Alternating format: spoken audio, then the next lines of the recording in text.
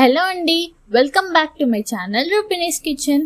ఇవాళ మన కిచెన్లో అరటికాయ బజ్జీ రెసిపీని చేసేద్దాం.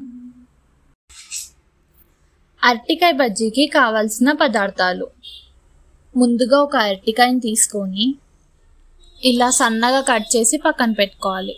హాఫ్ కప్ బేసన్ పిండి తీసుకొని 1 టీ స్పూన్ కారంని యాడ్ చేసి మీ టేస్ట్కి తగినంత ఉప్పు వేసుకోండి. ఈ కన్సిస్టెన్సీ వచ్చే వరకు పిండిని బాగా కలిపి పక్కన పెట్టుకోండి.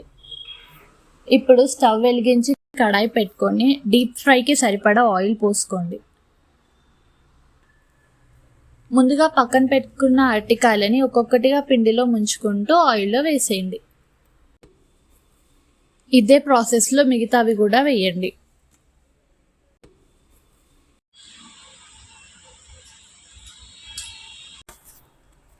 ఇలా గోల్డెన్ బ్రౌన్ వచ్చాక ఇంకొక పక్కకి తిప్పుకోండి. 2 సైడ్లు బాగా వేగాక వీటిని ఒక ప్లేట్లో తీసి పక్కన పెట్టుకోండి.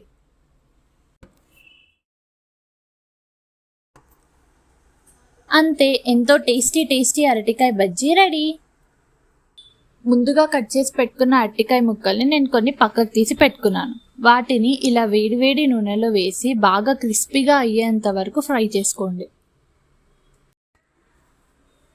ఇలా కలర్ చేంజ్ అయ్యి క్రిస్పీగా అయ్యాక ఒక ప్లేట్లో తీసి పక్కన పెట్టుకోండి.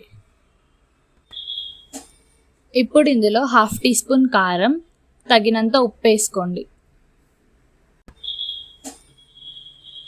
వీటిని ఒక గిన్నెలోకి వేసుకొని ఉప్పు కారం బాగా పట్టేలా బాగా మిక్స్ చేసుకోండి.